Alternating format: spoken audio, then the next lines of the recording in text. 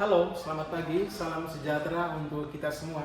Perkenalkan, nama saya Aloysius Lanang Esfil, salah satu pendidik di Lembaga Pendidikan SMK Santo Thomas Maumere, Jalan Meriklau, Kelurahan Kota Unen, Kecamatan Alok, Kabupaten Sika, Provinsi Nusa Tenggara Timur. Saat ini saya adalah salah satu mahasiswa yang sedang mengikuti PPG di LPTK Santo Yakobus Merauke. Pada hari ini, tanggal 8 Oktober tahun 2025, saya akan melaksanakan praktek pembelajaran di kelas 10 Farmasi Klinis dan Komunitas sebagai salah satu syarat untuk memenuhi ujian kinerja. Berikut video saya, mohon masukan dan saran bagi saya agar pembelajaran kedepannya lebih baik lagi. Sekian dan terima kasih. Selamat pagi untuk kita semua. Tuhan Yesus memberkati. Halo, pagi. Selamat pagi. Pagi, luar biasa. Oke, apa kabar hari ini? Baik. Betul baik? Betul. Siap untuk belajar? Siap, selalu siap. Oke, mantap, tepuk tangan dulu.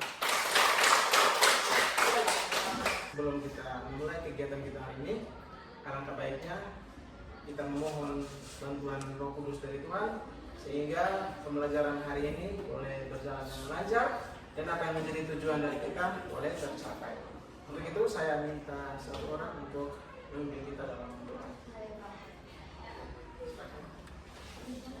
Mari Bapak, Guru dan teman-teman kita menyiapkan hati serta batin kita untuk berdoa. Dalam nama Bapa, Dalam nama Bapa dan Putra dan Roh Kudus. Amin. Selamat pagi Tuhan Yesus. Terima kasih atas berkat dan kesempatan yang telah Kau berikan kepada kami sehingga kami semua dapat berkumpul di kelas ini dalam keadaan sehat walafiat.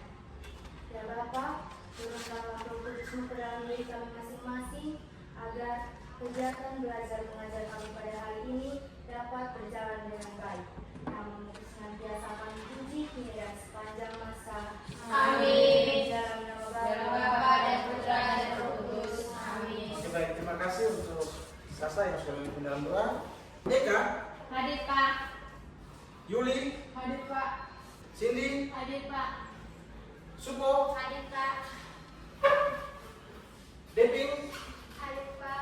Sasa, Hadir Pak. Ririn, Hadir Pak. Elsa, Hadir Pak. Bunga. Hadir Pak. Oke, baik, semua hadir ya. Ya.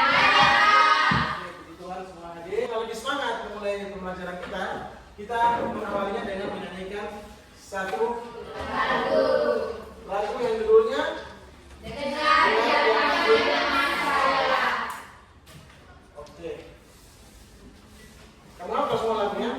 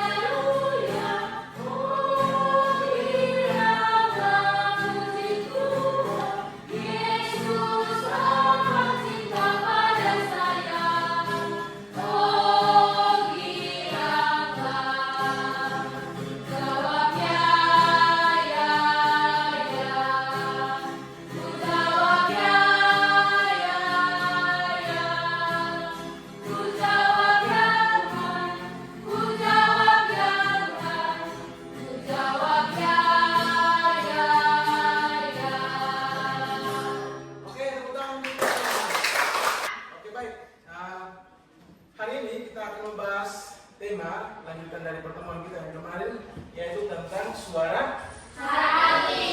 Membahas tentang suara hati. Tetapi sebelum kita membahas tentang suara hati, masih ada yang ingat tema tentang tema kemarin yang kita bahas? Masih. Siapa masih ingat? Saya Pak. Oke,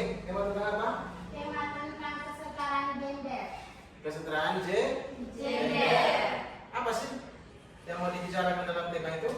Poin pentingnya kesetaraan antara perempuan dan laki-laki, di mana perempuan dan laki-laki diciptakan untuk saling melengkapi, bukan untuk saling membedakan satu sama lain. Oke, tepuk tangan dulu.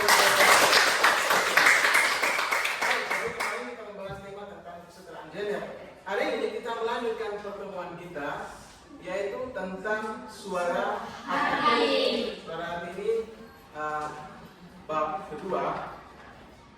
Kita akan membahas topik yang pertama, yaitu tentang suara hati. Baik, sebelum kita ingin menyampaikan bahwa tujuan dari kita belajar hari ini yaitu agar kita sungguh-sungguh mampu memahami peran dan fungsi dari suara hati, dan pada akhirnya kita bisa menjelaskan apa itu suara hati, fungsi suara hati, dan peran suara hati, dan kemudian kita boleh aplikasikan di dalam kehidupan kita sehari-hari. Permulaan suara hati.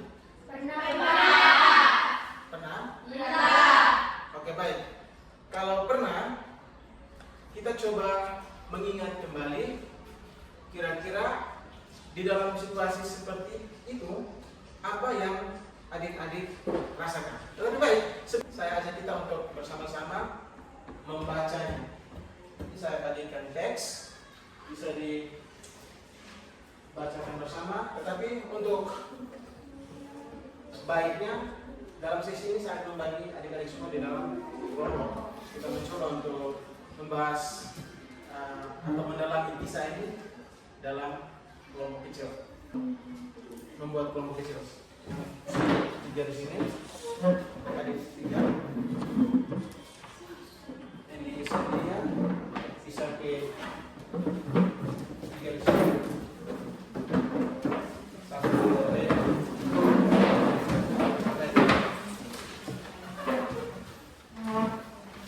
Ini bisa dibaca ya?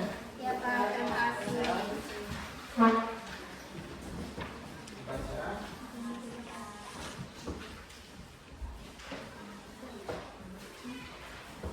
Dibaca.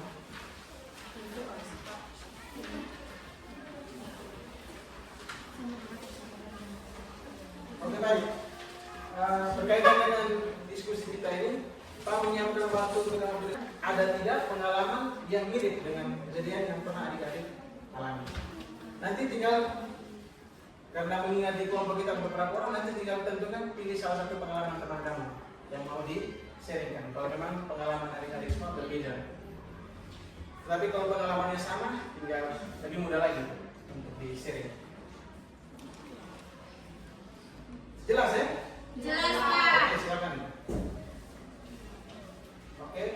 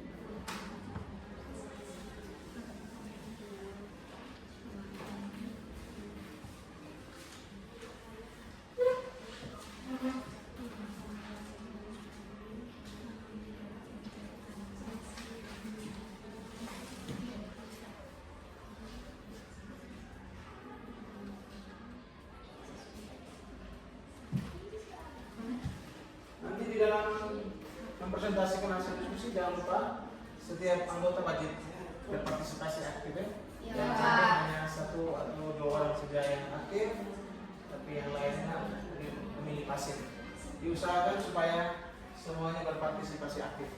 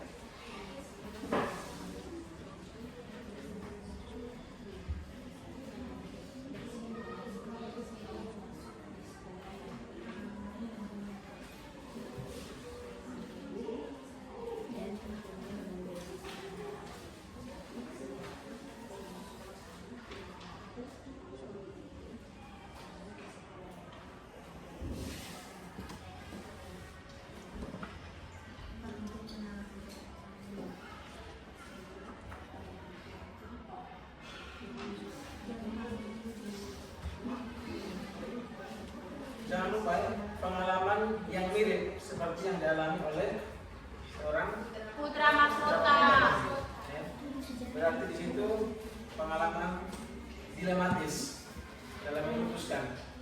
Ingat, pahami baik-baik dia punya pertanyaannya.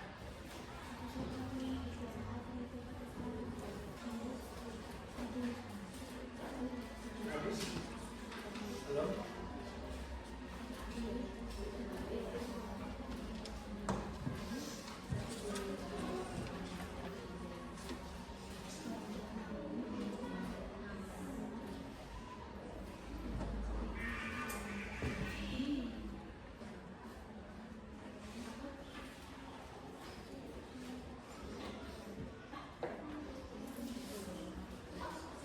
Kita masih ada 12 menit lagi.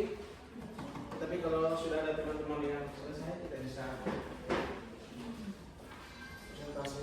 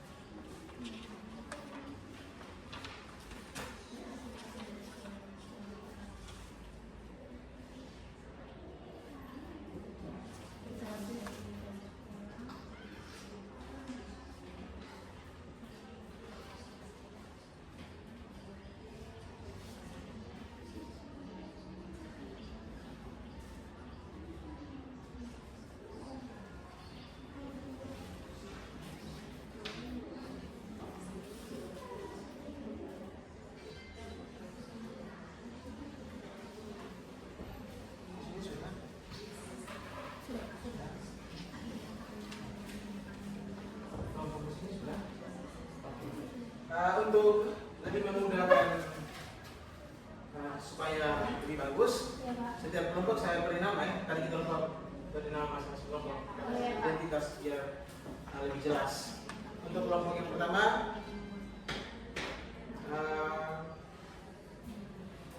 kelompok apa? Kelompok apa? Maria Magdalena. Oke, pakai nama kelompok berdasarkan kitab suci ya. Oke, kalau di sini mau kelompok apa? Maria Yesus. Maria Bu Yesus. Di sini mau pakai nama kelompok apa? Pemungut cukai. Pemungut cukai. Tahu pemungut cukai itu apa? Tahu pasti ya. Kenal tuh Maria Bu Yesus? Kenal. Kenal Maria Magdalena? Kenal. Dari ciri Dari kitab yang ada di kitab suci. Oke, jangan sampai kamu hanya pilih-pilih nama tapi tidak tahu tokoh yang dipilih. Harus baik, oke. Kelompok pemungut cukai ya? Sudah selesai juga? Sudah, Pak. Maria Yesus sudah? Maria Magdalena juga sudah? Sudah, Oke, Pak. kita masih diskusi. Jadi kesempatan berikut kita gunakan untuk presentasi kelompok. Jadi nanti setiap kelompok saya akan berikan waktu untuk mempertanggungjawabkan hasil diskusi kelompok. Ingat catatan semua anggota wajib aktif. Jangan sampai hanya satu dua orang saja, itu bedanya harap. Baik, kesempatan presentasi kelompok yang pertama saya akan meminta kesediaan dari kelompok. Siapa yang siap untuk presentasi yang pertama? Kami, Pak. Oke, kita mulai dari pemungut cukai. Kelompok pemungut cukai. Silakan, semangat.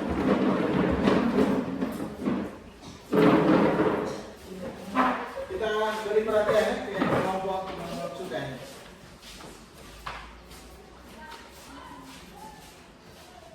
Apabila ada yang kurang jelas yang disampaikan oleh kelompok, bisa dikoreksi atau bisa disanggah.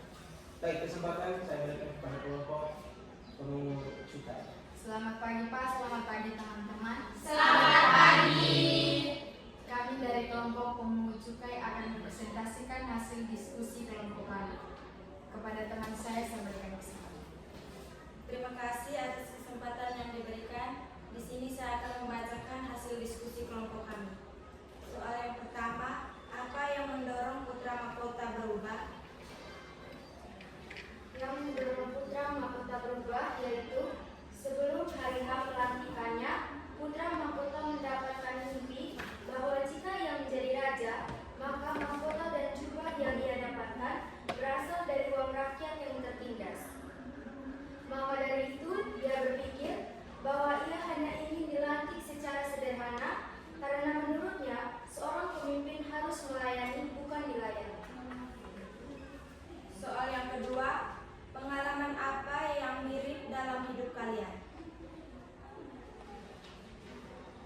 Jawab, dalam diskusi kelompok, kami mendapat pengalaman yaitu ketika salah satu teman tidak mau bekerja sama, kami memiliki pikiran untuk mengerjakan tugas tersebut secara mandiri agar cepat mendapatkan nilai. Namun di sisi lain, suara hati kami berkata untuk tetap mengerjakannya dalam kelompok agar bisa bersama-sama mendapatkan nilai yang baik. Sekian presentasi dari kelompok kami. Terima kasih atas perhatian.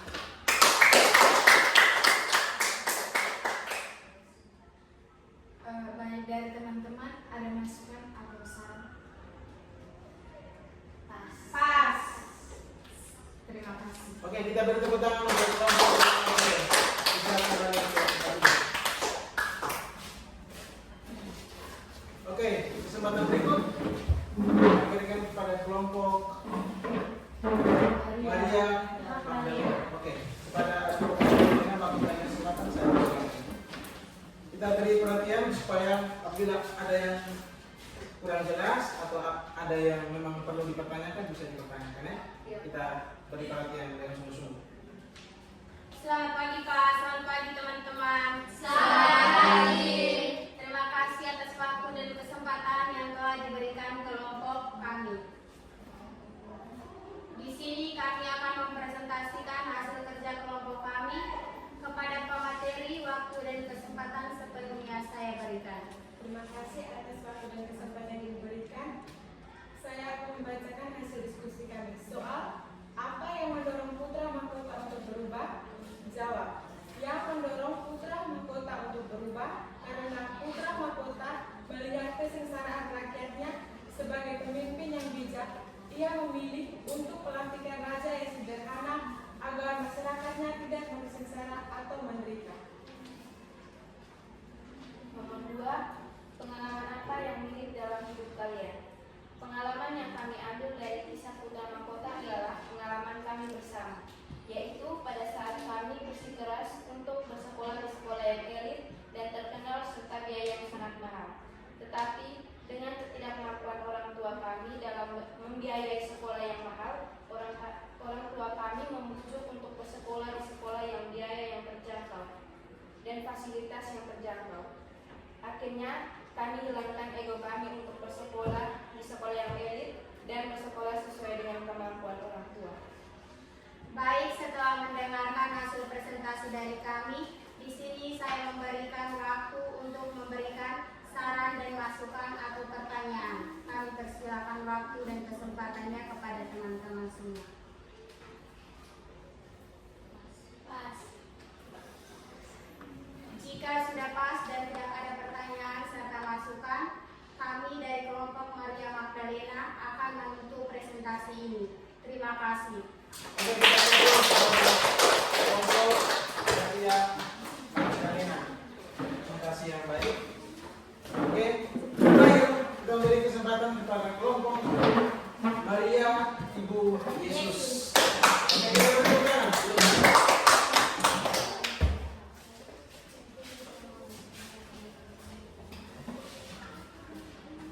Selamat pagi Pak dan teman-teman. Selamat pagi. Terima kasih atas kesempatan yang diberikan kepada kelompok kami. Kami dari kelompok Maria Ibu Yesus akan mempresentasikan hasil kerja kelompok kami. Kepada pemateri saya persilakan. Terima kasih atas waktu dan kesempatan yang diberikan. Di sini saya akan membacakan hasil diskusi di kelompok kami. Soal nomor 1, apa yang mendorong putra mahkota berubah? Yang mendorong putra mahkota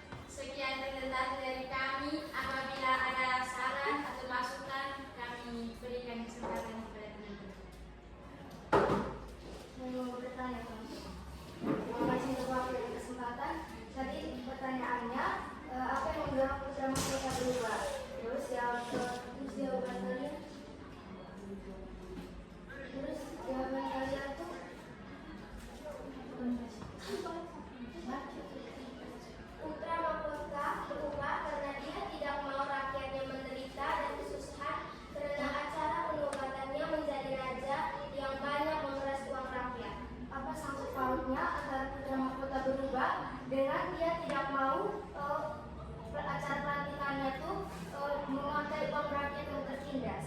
Apa sangkut pautnya itu? Apakah sebelum dia dilantik menjadi seorang raja, dia itu merupakan seorang raja yang egois terhadap rakyat-rakyat? Terima kasih.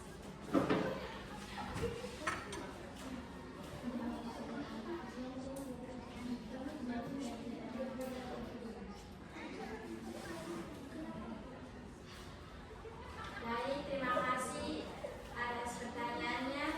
Ini kami akan menjawab pertanyaannya tentu. Sebelum putra mahkota dilantik menjadi raja, dia adalah seorang raja yang bijaksana. Jadi dia tidak mau rakyat menderita karena baju dan mahkotanya diambil dari uang rakyat yang tertindas.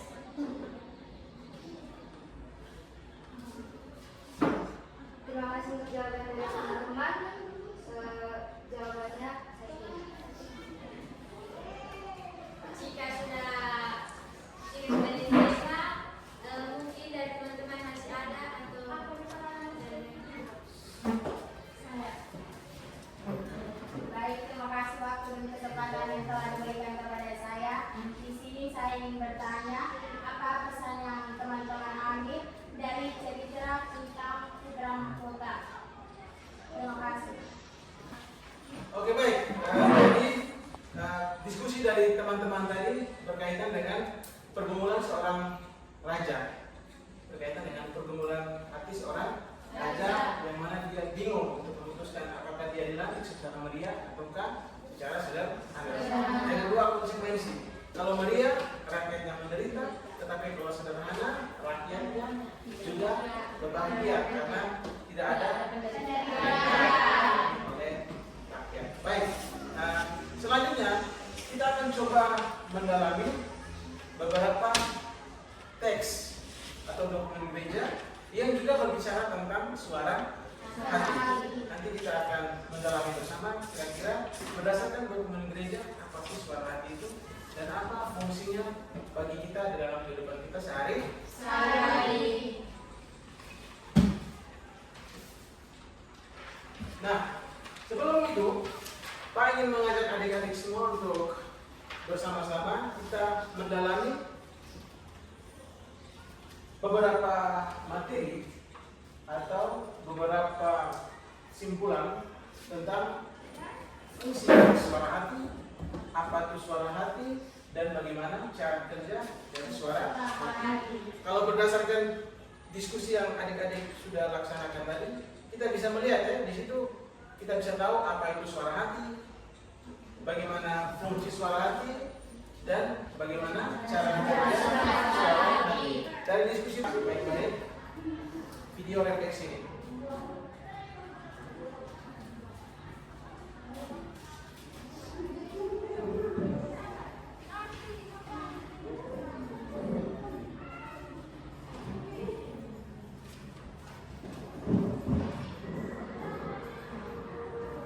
Coba mengajak adik-adik untuk coba membuat satu aksi nyata, yang mana dalam aksi ini kamu coba membuat satu moto